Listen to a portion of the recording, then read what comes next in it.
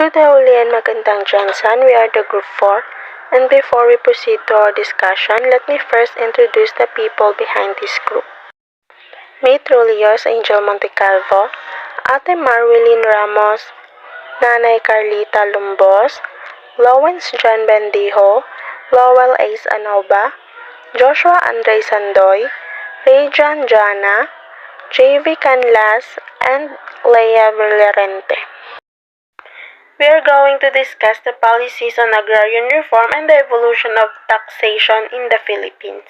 Magbabalik tanaw tayo sa panahon kung saan malalaman natin ang buhay ng mga Pilipino sa sarili nilang lupa. We will learn how they served their own land during the conquest. We will know what has been done to them in their own land. So, paano ba sila tinrato? Maayos ba? Namumuhay ba sila ng mapayapa sa kanilang sariling lupa? And also, we will know where and how the tax started and how it was propagated and enriched in the country. Maayos bang pamamalakad ng tax system natin? Ano ang kaibahan ng tax system noon sa ngayon na tax system natin? So, all of that will be answered later in this video. So, stay tuned para wala kayong ma-miss na information. Itinuturing ang Pilipinas bilang isang bansang sagana sa agrikultura. Dahil laganap pa rin ang gutom sa bansa, natatakot ang Department of Agrarian Reform sa posibleng food shortage kung magpatuloy ito. No way to earn a living to feed. Bitin kapag walang-wala na sa budget. The province is expecting to lose at least half its crops.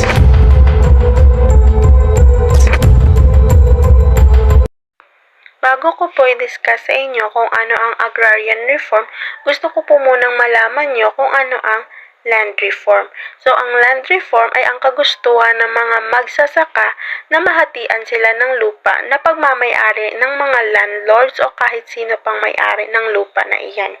So, ang nais lang nila ang mabigyan sila ng lupa dahil sila yung nagtrabaho, nag-alaga, nagtanim, nagbungkal ng lupa na iyon.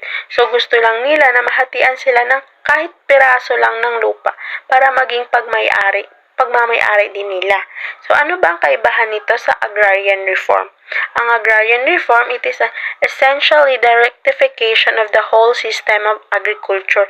So, ang nais nito, ang buo na sistema sa agrikultura. Pag sinabi nating buo, lahat ng benefits na nasa agrikultura dapat maranasan nilang mga magsasaka. Centered on the relationship between the production and the distribution of land among farmers. So, hindi lang ito nagtatalakay sa lupa, kundi nais din nila umunlad ang kanilang buhay nilang mga magsasaka. Dapat din silang kumita ng pera, hindi lang sa pagkakaroon ng lupain ito nakafocus, pati na rin dapat sa mabigyan sila ng oportunidad o magandang buhay, malaking kita o pagkakakitaan sa pamamagitan lamang ng pagsasaka. So, ang agrarian reform, hindi lang po siya sa pagdidistribute o sa paghahati ng lupa, kundi para na din sa pagbigay ng maunlad na buhay sa magsasaka. Focused on the political and economic class character of the relations of production and distribution in farming and related enterprises and how this connect to a wider class structure. Kung gusto nila yung mga pinuproduce nila sa pagsasaka, dapat mapapakinabangan din nila. In short, sa agrarian reform, buo ang nais nilang mangyari. Yung maiangat yung level ng mga magsasaka, nasabihin na lang po natin nasa laylayan na yung buhay. So, magkaroon sila ng karapatan sa posisyon sa politika. Yun bang mapansin sila, mabigyan sila ng pansin. So, dahil sa agrarian reform, matutulungan na ang mga magsasakang mabigyan ng hustisya yung pagdudusa nila sa matagal na panahon. Naiintindihan niyo po ba ang litratong ito? Kung hindi, hayaan niyo po akong ipaliwanag sa inyo ang mensahe sa litratong ito. Ang agrarian reform na itinatag ng ating dating Pangulong Corazon Aquino na ang nais ay mabigyang maunlad na buhay, mabigyang hustisya, maitaguyod ang buhay ng magsasaka ay hindi pa din po nangyayari mula noon hanggang ngayon.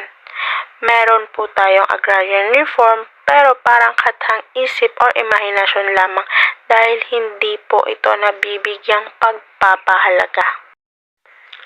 ang agrarian reform na itinatag para sa mga magsasaka ay hindi po nabago ang pamumuhay ng ating mga mabubuting magsasaka dahil kinakamkam ng mga private landowners ang karapatan na dapat sa magsasaka.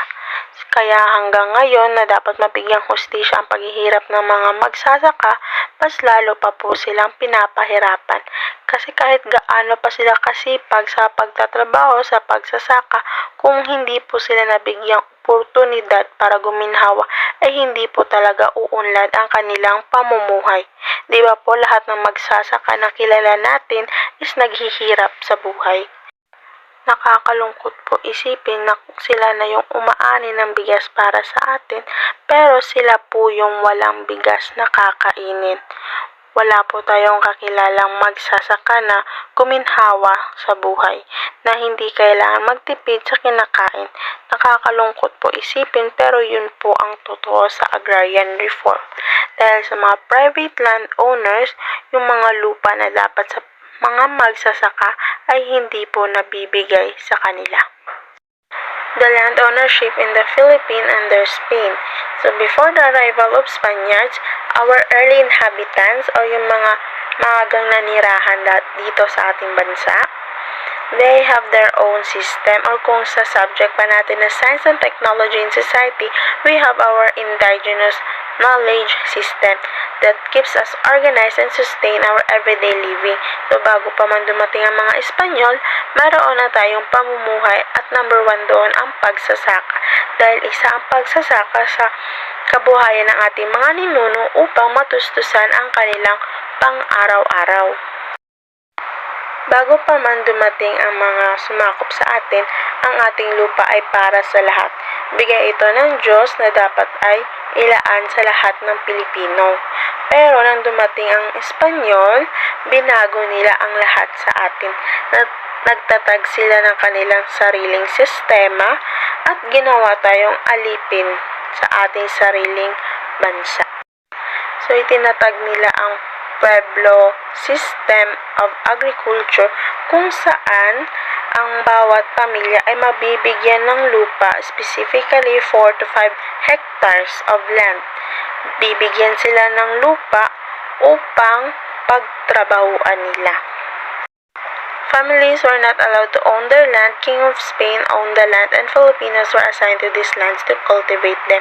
Yung mga pamilyang yon ay landholders lang at hindi po landowners. Ang lupang ibinigay or inassign na pagtrabahuan nila ay lupa ng King of Spain. Isipin niyo po, binigay sa iyo ang lupa mo naman talaga. Kaso sinakop nga tayo, so hindi na po sa atin ang lupang iyon. At ang mas lala pa po doon, binabayaran mo pa sila sa pamamagitan ng mga na-produce mo mula sa inyong pagtatrabaho. Yung mga, for example, na mo na gulay, so ibabayad mo sa kanila yon. Love in this, the religious orders, number 1, number 2, departamentos, or ito po yung mga reward sa Spanish military, reward sa kanilang pagserbisyo. And then number 3, the Spanish encomenderos, yung mga tao na may responsibilidad ang lupa na binigay sa kanila. Sila po yung nagmamanage ng lupang iyon. And then the encomenda, or ang lupa na binigay sa mga encomenderos kung saan silang tumatanggap ng bayad ng mga Filipino worker. At ang lupang iyon ay talaga namang lupa ng Pilipinas yun. So on the other hand, Filipinos were not given the right to own the land. Ang dapat lang daw po sa kanila is pagsilbihan yung mga Espanyol. Ang nakakalungkot pa ay nagtatrabaho ang mga Pilipino upang magbayad sa mga enkomendero at nagbabaka sakaling mabigyan ng share mula sa kanilang paghihirap or mula sa kanilang pagtrabaho or kahit konting share lang daw ng crops na galing sa kanilang pinaghirapan. The encomenda system was an unfair and abusive system as compressed even dollars. Kasi nga po, they were made to sell their products at a very low price or surrender na lang po yung mga products nila sa mga encomenderos. At yung mga encomenderos po, sila po yung magbebenta ng products na yon sa depende sa kanila, baka ibenta nila sa malaking halaga para magkaroon sila ng sariling kita. So imagine po kung gaano ka-unfair po sa mga Filipino ang sistemang iyon. Filipinos in encomienda were also required to render services to their encomenderos that were unrelated to farming. So kahit po hindi po siya related sa farming, pero kung yun ang inutos sa'yo na enkomendero mo, wala ka pong magagawa kundi sundin yan. So kung halimbawa gusto niyang masahiin mo siya, so hindi naman po talaga related yung pagmamasahe sa farming. So gagawin mo po yun kasi kung hindi mo gagawin, yung sasaktan ka nila, aabusuhin ka nila. Yun po ang magiging kahahantungan mo pag nilabag mo po yung mga utos ng mga Espanyol sa'yo. After naman po sa encomienda system, dito naman po tayo sa hacienda system. Ito po yung form of ownership where native or original owners lost their land and were forced to become a worker. Kumbaga, exploitation po ang nangyayari or pananamantala ng mga hacienderos na nakawin ang lupa ng mga Filipino. So, ang lupa is nakaregister na sa ibang pangalan or sa kanilang pangalan sa mga hacienderos. Then, yung mga dating landholders na na-assign doon sa lupang iyon, noong early days pa, either pinatanggal sila o persahang pinatrabaho ng mga bagong may-ari, which is the hacienderos. So, dahil nga kinlaim nila na sa kanila daw yung lupa, so yun, may titulo na sila ng mismong lupa. Before the colonization, Filipinos had communal ownership of the land. The system introduced by the Spaniards became the bitter source of hatred and discontent for the Filipino. So, yun nga po yung sabi ko kanina, bago pa man dumating ang mga Espanyol, yung lupa ng mga Filipino is communal ownership po. Ibig sabihin is para sa lahat po. Yung parang sinasabi nila, this is our land. Para to sa atin, may rights tayo dito. So, yun nga pagdating ng mga Spaniards, ay pinakilala sa kanila yung ganitong sistema. So, parang nagbuo ng burden or hatred sa mga Pilipino yung ginawa ng mga Spaniards. Religious orders, the biggest landowners in the Philippines, also became a main source of abuse and exploitation for the Filipinos, increasing the rent paid by the Filipinos on a whim. So, ito po yung palaisipan ng lahat kung bakit kailangan pang magbayad ng mahal na renta ng mga Filipino sa sarili nilang lupa. Sarili nga nilang lupa, ba't sila magbabayad? Kasi nga po, yung mga Espanyol, sa pagdating ng Espanyol, tinanggalan po tayo ng karapatan sa sarili nating bayan, inalipin po tayo, nilapastangan po tayo. So kaya po, yung kahit katiting ng bansa natin is hindi sa atin, parang tayo ang naging dayuhan at sila yung naging Pilipino dahil nga sila na yung nasusunod. Kahit anong motivation pa po yung gawin nila is parang kulang pa din po para sa kanila dahil hindi pa din po nila maramdaman yung totoong freedom kasi po para sa kanila ang totoong freedom is yung maibalik yung lupa sa kanila, yung parang mamuhay na lang po sila ng mapayapa, na walang sinusunod, na hindi sila sinasaktan. Yun po yung tanging gusto ng mga Filipino noon, na maibalik yung dapat sa kanila. Dito naman po tayo sa land ownership in the Philippines under Americans. So sa pagdating po ng mga Amerikano, alam po nila ang pangunahing kaguluhan sa Pilipinas noon ay ang kawalan ng lupa. Unang ipinatupad po ng mga Amerikano ay ang The Philippine Bill of 1902, kung saan ang mga private land owners ay binigyan lamang po ng tamang porsyento sa lupa. So, ang private owners may own 16 hectares only at yung mga landholders naman po may have 1,024 hectares sa lupa. The Philippines also enacted Act or pinagtibay po nila yung Act number 496 or the Land Registration Act. Dito naman po ay inintroduce po nila ang torrent system kung saan dapat to ang mga landowners dapat yung mga lupa po nila ay rehistrado at dumaan sa legal na proseso ng land surveys.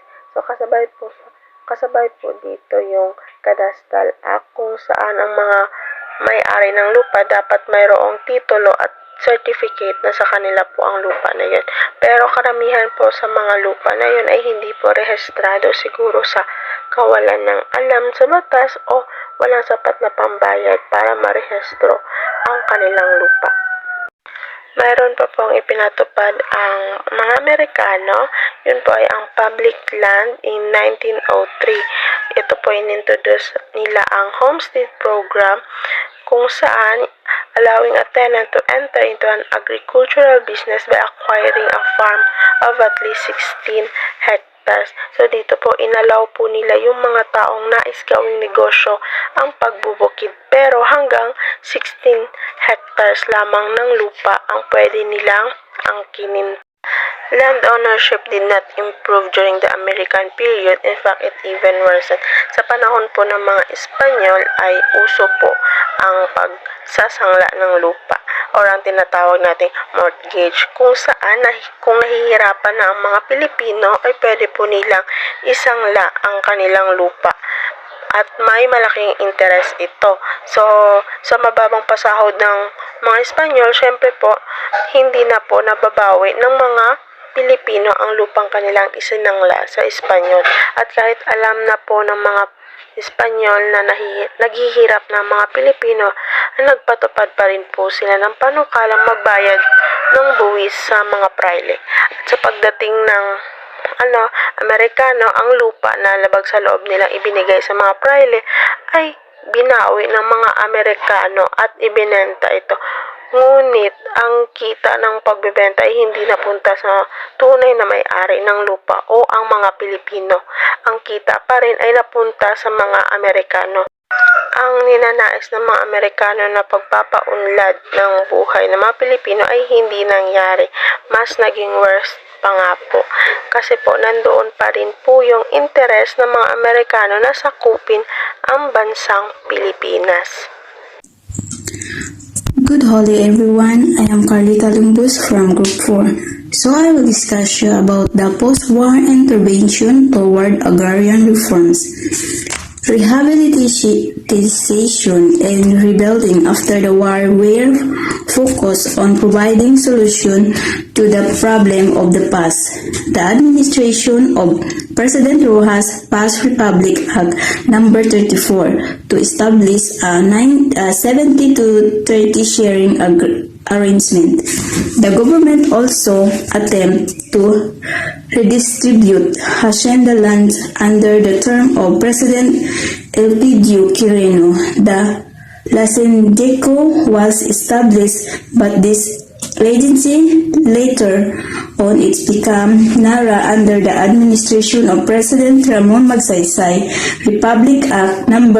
1199 or the Agricultural Tenancy Act was passed to govern the relationship between landholder and tenant farmers, protecting the tenurial right of tenant and enforce practices. In the absence of any written agreement to the contrary, and when the tenant finishes the necessary implement and the work animals and defrays all the expenses for planting and cultivation of the land, the crop shall be divided as follows. The tenant shall receive 70% of the net produce of the land, and the landlord 30%. Landholder shall mean a person natural or juridical who either as owner, lease, usufructuary, or legal possessor, less or grant to another the use or cultivation of his land for consideration either in the shares under the share tenancy system or a price certain or ascertainable under the leaseholder tenancy system. reform effort under Marcos. President Marcos declared martial law in 1972, enabling him to essentially wipe out the landlord-dominated Congress. Through his technocrat, he was able to expand executive power to start a fundamental restructuring of government, including its effort in solving the deep problem of the countryside. Bakit nga ba nag-declare si Pangulong Marcos ng martial law? Ano ang katotohanan?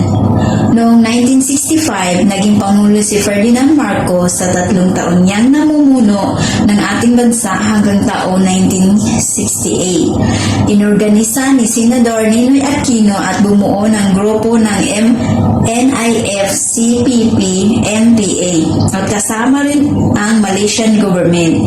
Sinuportahan ng Malaysian government ang panggulo ni Ninoy Aquino sa iba't ibang parte ng Pilipinas.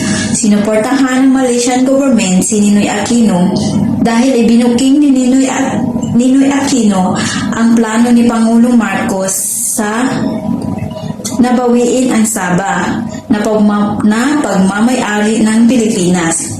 Bakit nga ba ibinuking ni Ninoy Aquino? Inggit ang dahilan dahil gusto niya siya ang namumuno ng ating bansa para gawing komunismo government ang bansang Pilipinas. Tinutuhan ng Malaysian government ang panggugulo ni Ninoy Aquino.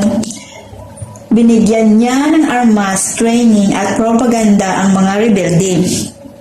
At para mahina ang gobyerno at para hindi madali ang pag-recover ni Pangulong Ferdinand Marcos sa Sabah, ginulo din ni Ninoy Aquino ang demokratikong pagproseso ng halalan sa pagiging mastermind sa pagbombing ng Labour Party ng Plaza Miranda noong 1971. Ayon sa dating senador na si Jovito Salonga ng Labour Party, sinabi niya na si Ninoy Aquino ang utak ng pagbombing.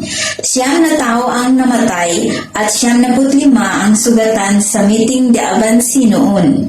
Kinumbinsi ni Ninoy Aquino si Jose Maria Sison at si Miswari upang ayusin ang grupo ng mga rebelding terorismo. Ginulo nila ang iba't ibang party ng Pilipinas para ito ibintang kang Ferdinand Marcos para mawala ng tiwala ang mga tao kay Pangulong Marcos. Dapat sana ay ang eleksyon simula ng 1973 sa pagdebate ng Kongreso sa gobyerno kung ano ba ang solusyon na dapat gawin sa kaguluhan. Noong 1972, nagdesisyon ang Kongreso na dapat na idineklara ni Pangulong Ferdinand Marcos ang martial law. Sa hindi po nakakaalam, hindi po basta-basta magdeklara ng martial law ang isang Pangulo.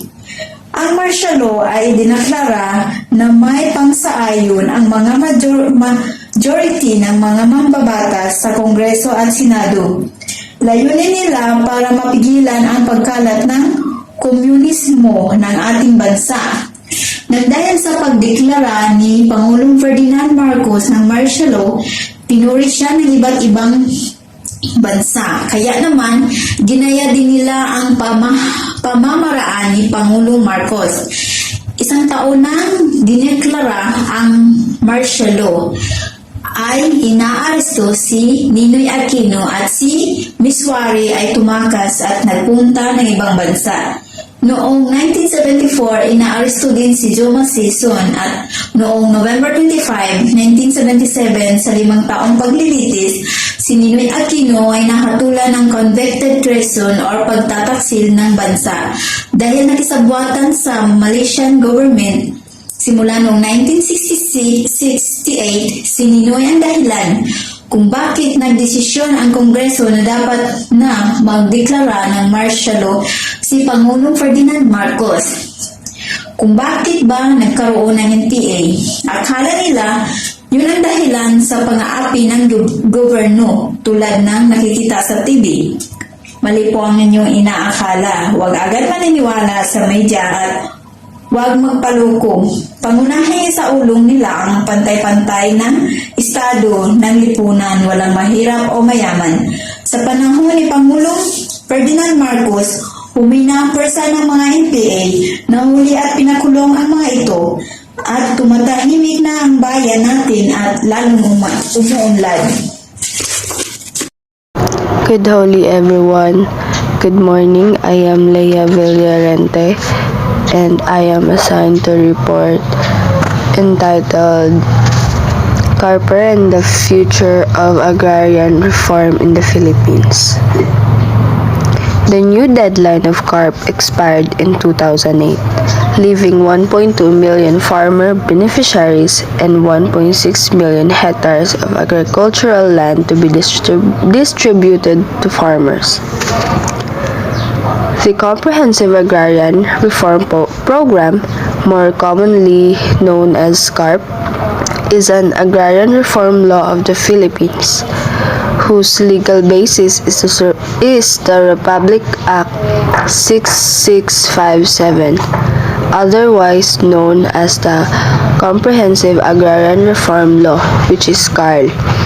It is the retribution of private and public agricultural lands to help the beneficiaries survive as small independent farmers, regardless of the tenurial arrangement. Their goals are to provide landowners equality in terms of income and opportunities, empower land ownership, enhance agricultural production and productivity, provide employment to more agricultural workers, and put an end to conflicts regarding land ownership. In 2009, President Arroyo signed Republic Act No. 9700, or the Comprehensive Agrarian Reform Program Extension, with reforms. The amendatory law that extended the deadline to 5 more years. It amends other provisions stated in CARP. In December 2008, the budget for CARP expired and there remained 1.2 million hectares of agricultural land waiting to be acquired and distributed to farmers. CARPER was signed into law on August 7, 2009 by Gloria Macapagal Arroyo and was set to expire on June 30, 2014. The DAR and DENR are the government agencies mandated to fulfill CARP and CARPER, but even combined resources of the two agencies have proved incapable of fully achieving the goal of agrarian reform in the Philippines. CARP recognizes that only farmers but all landless workers as beneficiaries with the condition that they cultivate the land. The two main departments in charge of this program are DAR and DNR.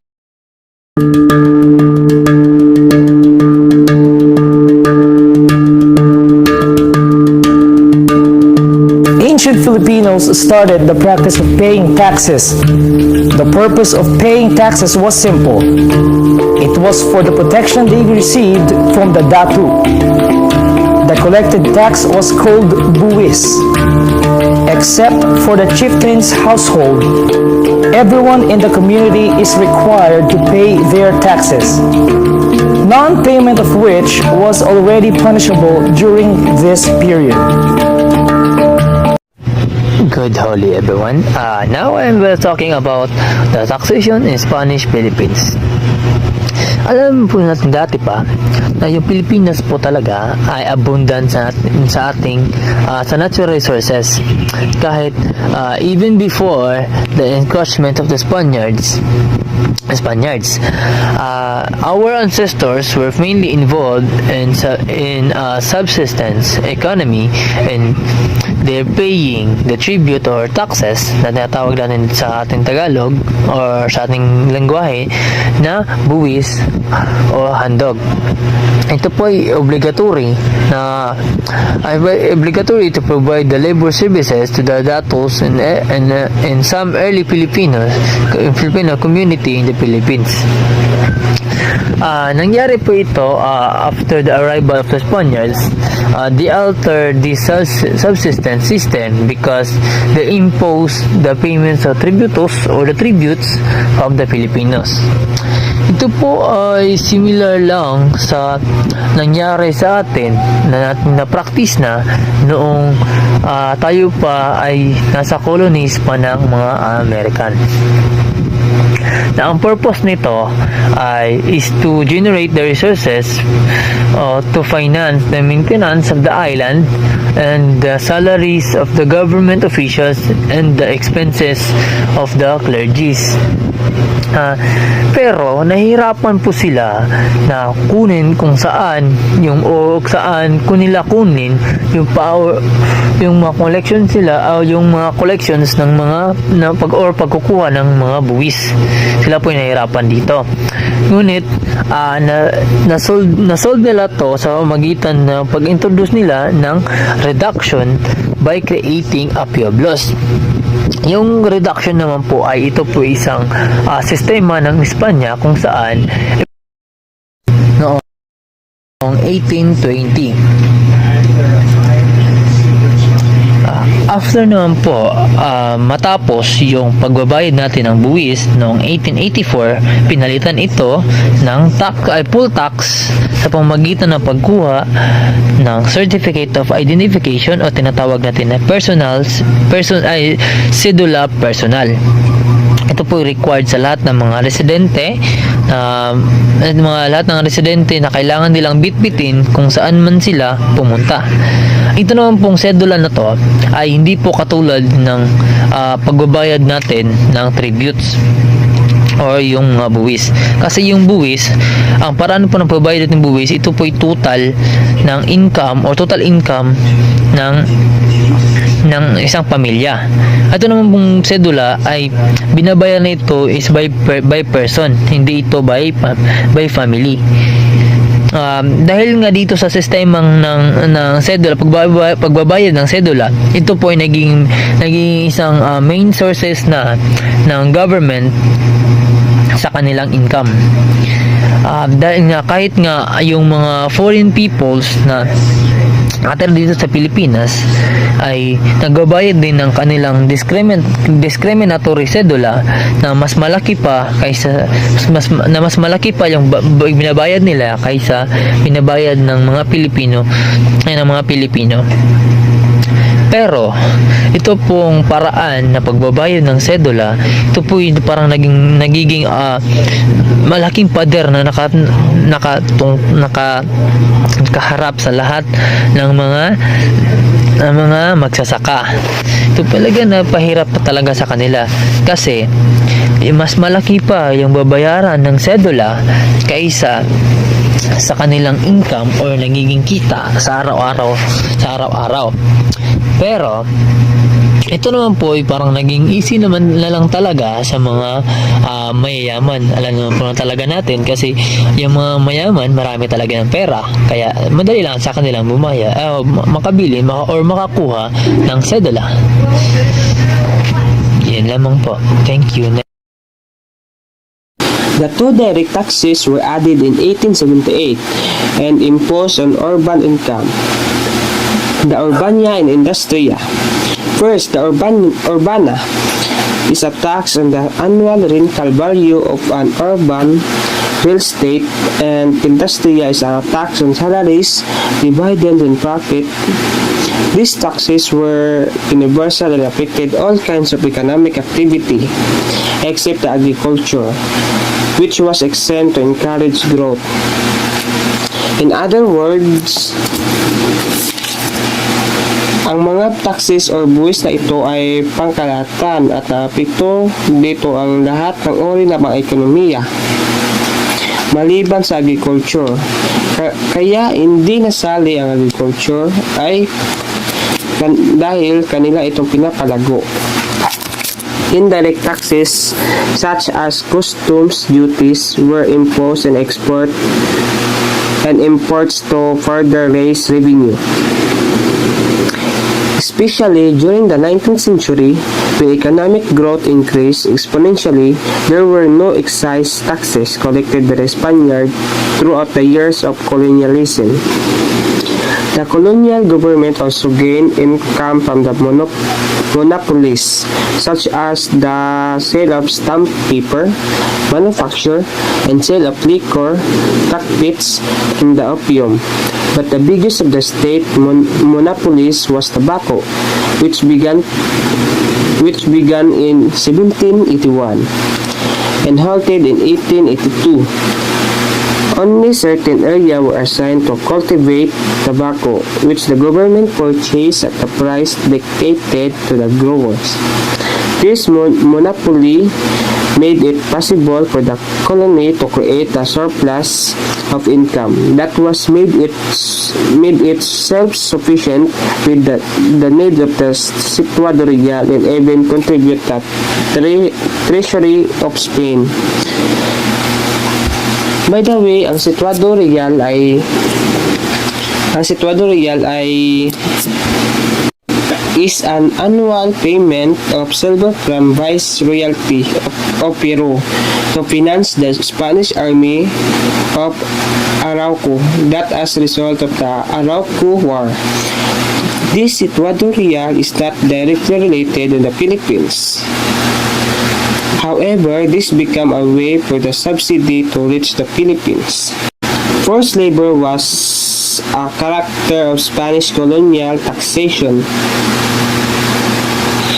in the Philippines and was required in the Filipinos. It proved useful in defending the territory of the colony, augmenting the labor required by wood cutting and shipbuilding, especially during the time of the galleon trade.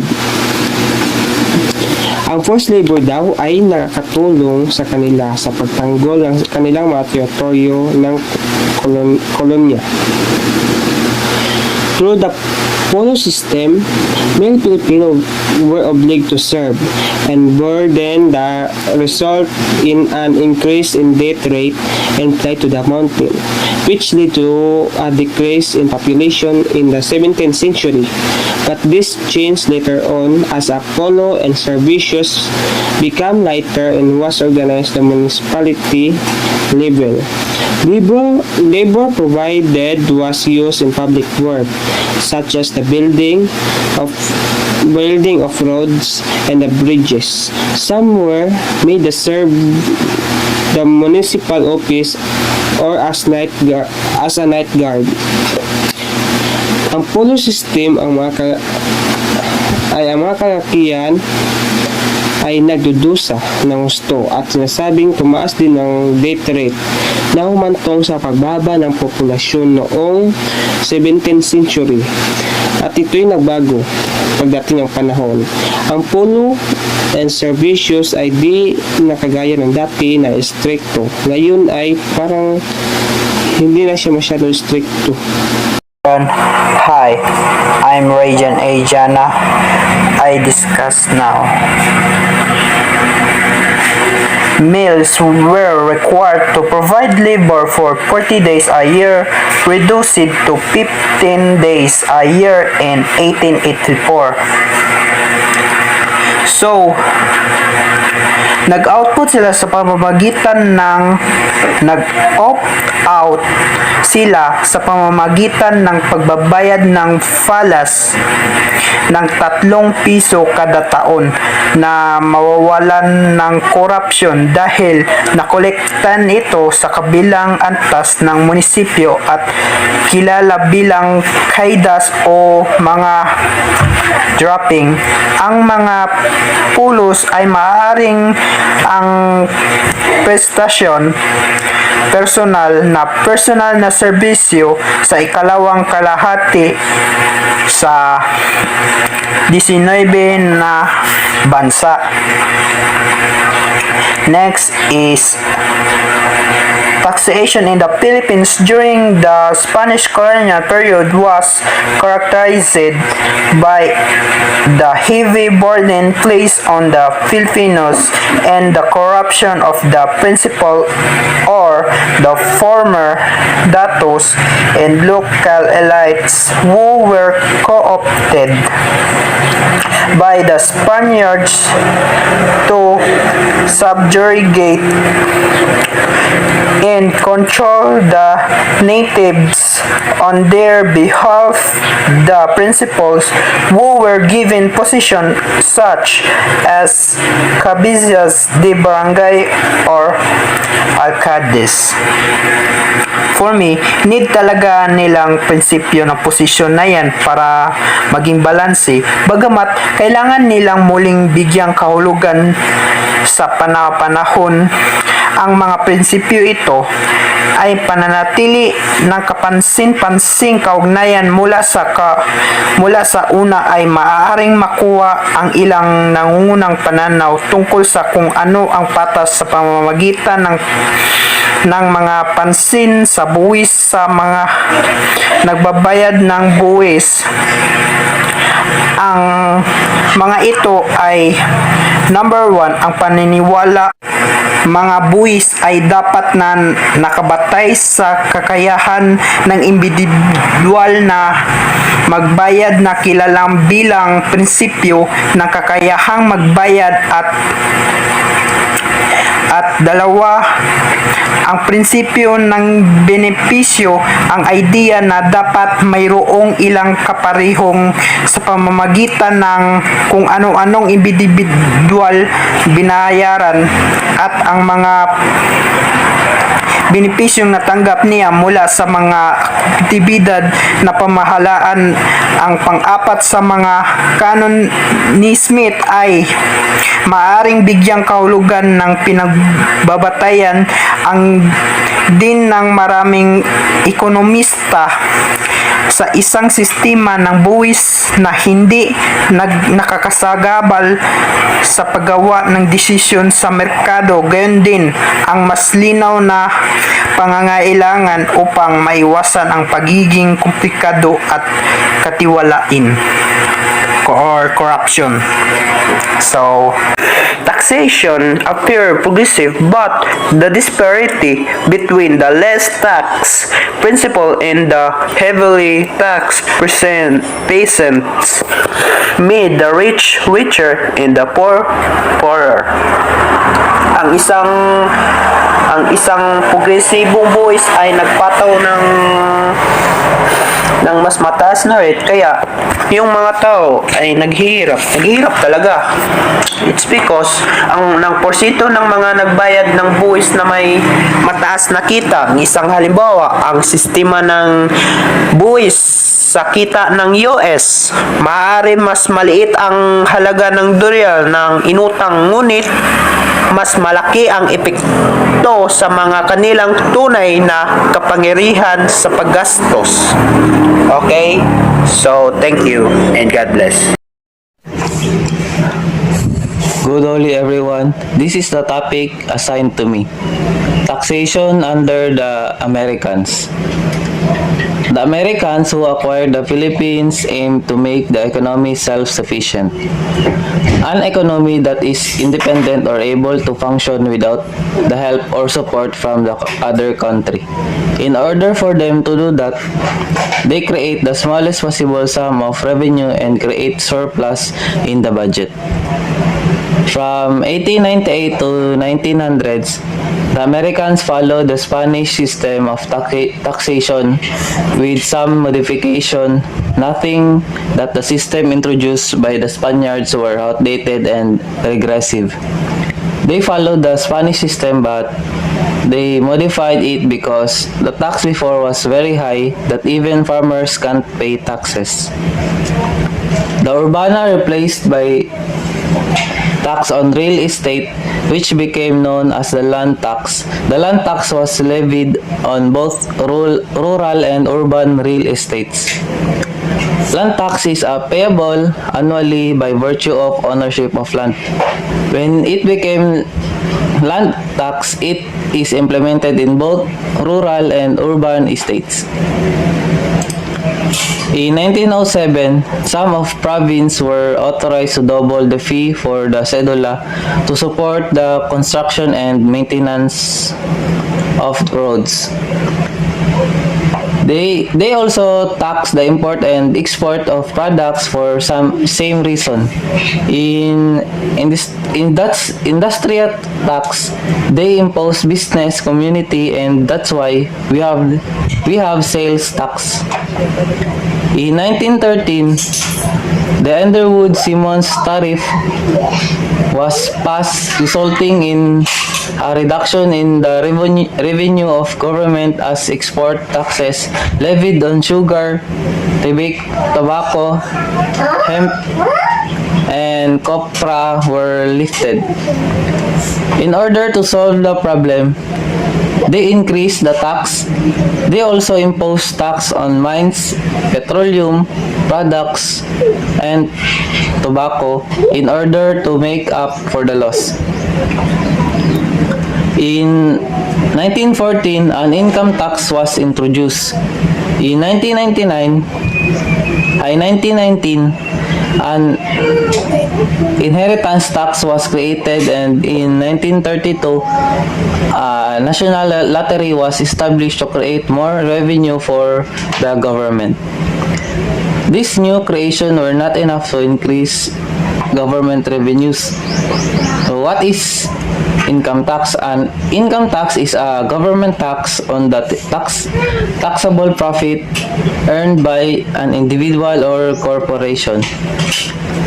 The development of tax gathering institution under American rule shows clearly the conflicts that development between various progressive theories and imperial realities. Taxation during the Commonwealth period. Ano ang taxation during the Commonwealth period?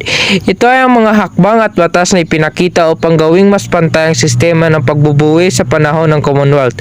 Ang mga rate sa buwis na kita ay itinaas noong 1936 na nagdagdag sa surtax rate sa mga individual na nitong kita na nasa 10,000 peso.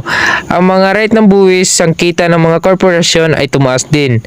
Ang ipinakilalang instruktura ng buwis ay isang pagpapabuti ng naunang sistema na ipinakilala ng mga Amerikano, ngunit na natiling hindi pantay. Nadama pa rin ng mababang uri ng bulto na pasanin ng pagbubuwis habang ang nakatataas na uri ay nakarating na sa elite ng mga tao sa posisyon ng politika ay nagawang manyobrahin ng sitwasyon na higit na makikinabang sa kanila. Mababa pa rin ang buwis ng sektor ng agrikultura upang isulong ang mga paglago. Ngunit walang insentibo para sa industrial na pamumuhunan at mag-ugat at umunlad. Good holiday to each and everyone. My report for today is all about fiscal policy from 1946 to present. So, the impact of the war on the Philippine economy was effectively disparate, as Manila, the capital of the Philippines, was razed to the ground while the rest of the Philippines were relatively untouched. But the highly agriculture-based economy was disrupted. The United States may have declared the Philippines independent, but as the country needed rehabilitation funds from the United States, the dependency of the Philippines to the Americans was an opportunity to be taken advantage of by the former colonial administrators. So the economic situation was so problematic that by 1949, there was a severe lack of funds in many aspects of governance, such as the military and education sectors. No efforts were made to improve tax collection, and the United States advised the adoption of direct taxation. The administration of President Manuel Rojas declined the proposal because it did not want to alienate its allies in Congress.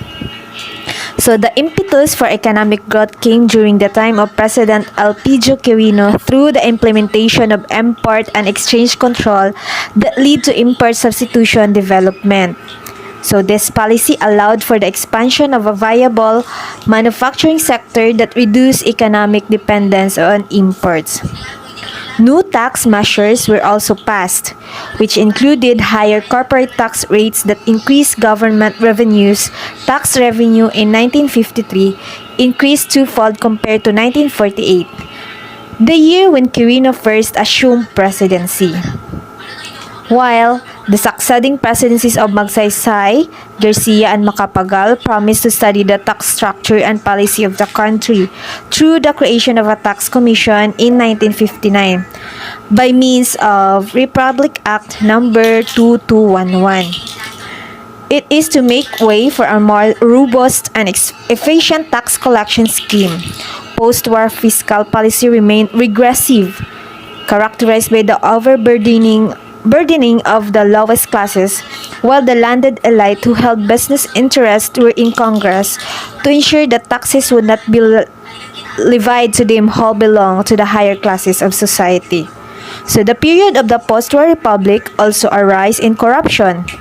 From 1959 to 1968, Congress did not pass any tax legislations despite important changes in the economy, and the vested interest of the Filipino businessman in Congress would manifest in many instances, such as quarters of tax revenues, and the Omnibus Tax Law of 1969 did not increase the ratio of income tax of general tax revenue.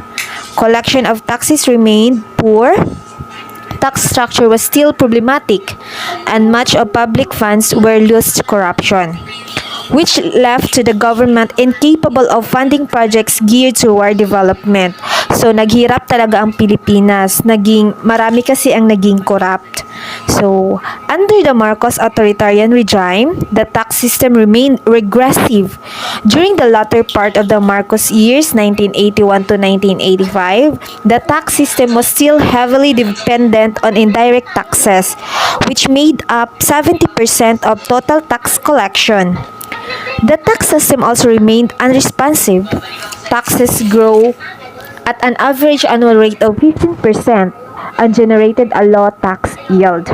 Tax effort, defined as the ratio between the share of the actual tax collection in gross domestic product and predictable taxable capacity, was at a low of 10.7%.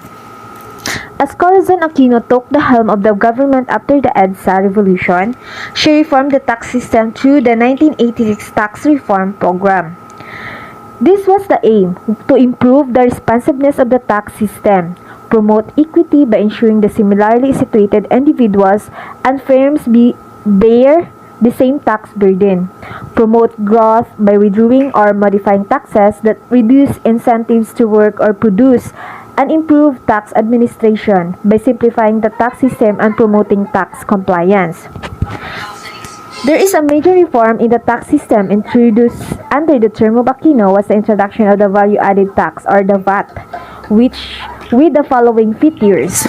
Number 1, uniform rate of 10% on sale of domestic and imported goods and services and 0% on exports and foreign currency dominated sales.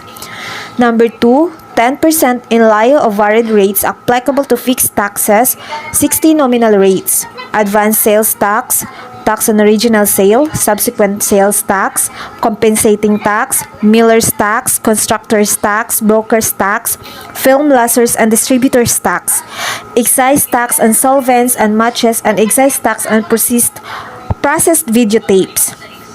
2% tax on entities with annual sales or receipts or less than 5,200,000. Adoption of tax credit method of calculating tax by subtracting tax on inputs from tax on gross sales. Number 5, exemptions of the sale of basic commodities such as agriculture and marine food products in their original state, price-regulated petroleum products and fertilizers. And number 6, additional 20% tax on non-essential articles such as the jewelries, perfumes, toilet waters, yachts, and other vessels for pleasure and sports. The VAT law was signed in 1986 and put to effect in 1988. While it was a reliable source of revenue for the government, New tax laws would reduce its reliability as legislated exemptions grow. Along with tax reform came the administrative reforms such as the restructuring of the Department of Finance and its attached agency, the Bureau of Internal Revenue, which is the BIR, through the Executive Order 127. Tax collection and tax audits were intensified.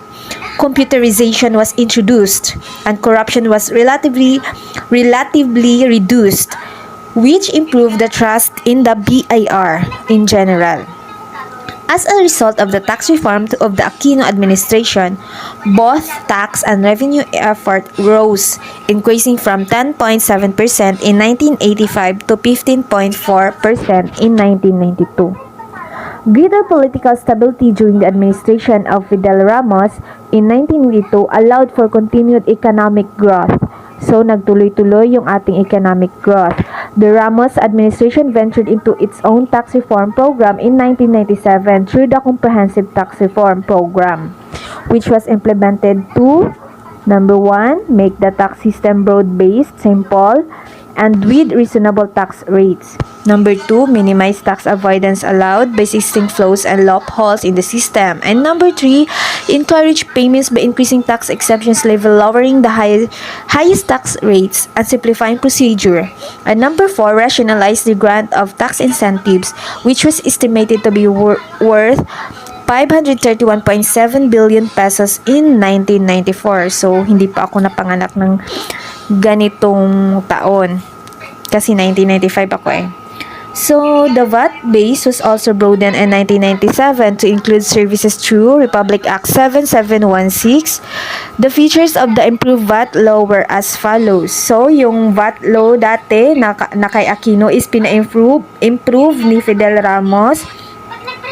And ito na ngayon. Number 1, restore the VAT exemptions for all cooperatives, agricultural, electric, credit, or multi-purpose and others, provided that the share capital of each member does not exceed 515,000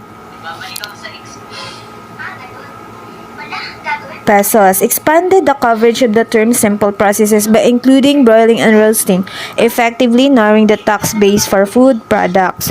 Expanded the coverage of the term original state by including molasses. Exempted from the VAT are the following: importation of meat, sale of importation of coal and natural gas in whatever form of state, educational services rendered by private educational institution duly accredited by the Commission on Higher Education or CHED, house and lot and other residential dwellings valued at 51 million and below subject to adjustment using the Consumer Price Index or the CPI. Lease of residential units with monthly rental per unit of not more than 58,000 subject to adjustment using CPI. So there is a lot of exemption from the VAT. And sale, importation, printing, or publication of books and any newspaper. So, marami ang nabago sa pamamahala ni Fidel V. Ramos. So, the succeeding term of President Joseph Estrada in 1998 was too short to constitute any change in the tax system. So, naalala ko pa dati yung under kay Joseph Estrada, no, na pamamahala sa atin is grabe ka barato or unsa ba ni kanang mababa masyado ang presyo ng bigas. Yun po yung naalala ko kay Joseph Estrada noon. Then his Vice President Gloria Macapagal Arroyo was swept to power through another EDSA revolution. So nagkaroon naman ng another EDSA revolution. As president, she undertook increased government spending without adjusting tax collections. This resulted in large deficits from 2002 to 2004. The government had to look for additional sources of revenue, and in 2005, the expanded value-added tax (EVAT) was signed into law of Republic Act 9337. This expanded the VAT base, subjecting to VAT energy products such as coal and petroleum, and electricity generation, transmission, and distribution. Select professional services were also taxed. In February 2006, the VAT tax rate was also increased from 10% to 12%. So, when the time of Benigno Aquino III, he was the former president, succeeded President Arroyo in 2010, he promised that the new taxes would be imposed and additional revenue would have to come from adjusting existing taxes. So, the administration ventured into the adjustment of excise tax on liquor and cigarettes of the sin tax reform motivations, for which was primarily fiscal, public health, and social order related considerations. Republic Act 10351 was passed and government revenues from alcohol and tobacco excise tax increased. Collections from tobacco and alcohol in 2015 made up 1.1% of the gross domestic product, and the improvement in tax collection resulted in the Philippines receiving a credit rating upgrade into investment grade status. So, the sin tax reform was an exemplar on how tax reform could impact social services, at it is allowed for the increase of the Department of Health budget and free health insurance premiums for the poor people enrolled in PhilHealth increase. So, the administration of the new President Rodrigo Duterte promised tax reform, particularly in income taxes, at is about to lower income tax rate shouldered by working Filipinos. So, marami na ang nangyari kay President Duterte, no? Marami siyang build program at makikita naman natin talaga na nag-improve talaga ang Pilipinas. Hindi basta-basta na ang Pilipinas sa ngayon. So, the present income tax scheme of the country in the second highest in Southeast Asia, and the current laws or income taxes were outdated as they were drafted 2 decades ago. The proposed tax reform also seeks to limit VAT exemptions and increase excise taxes on petroleum products and automobiles. It is hoped that reforms in the country's tax policy will result in the much desired economic development that will be felt even by the lowest classes in society. So, para sa akin, no, hindi talaga siya totally na mababago ang mga mangyayari dito sa Pilipinas kung hindi tayo magkakaisa. Isipin po natin parati ang kapakanan ng marami bago po ang ating sarili. Salamat!